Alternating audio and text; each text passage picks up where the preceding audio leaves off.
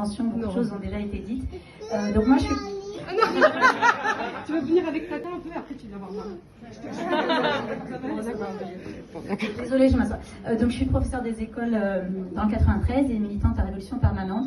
Et je voulais rebondir sur ce que disait Amanda tout à l'heure sur le fait qu'on veut invisibiliser, déjà stigmatiser les enfants. Voilà, on peut se dire qu'en maternelle, on n'est pas forcément concerné par cette circulaire, mais en fait, on a eu déjà dans la note de rentrée une proposition d'avenant au règlement intérieur qui nous autorise maintenant à exclure les élèves jusqu'à 5 jours dans le primaire, donc premier degré, maternelle et élémentaire.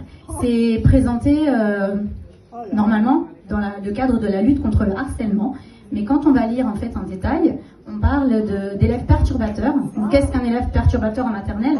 Un élève perturbateur en maternelle, je vous le dis, je pense que vous le savez, c'est souvent un élève qui relève du handicap en fait et qui n'a pas d'AESH. Donc je laisserai mon camarade Savannah en parler plus longuement après parce qu'il écrit un article là-dessus. C'est dramatique aussi. Et atteinte à la laïcité. Qu'est-ce que c'est que l'atteinte à la laïcité en maternelle et en élémentaire? Donc voilà, attention. Voilà, c'était juste pour rebondir là-dessus.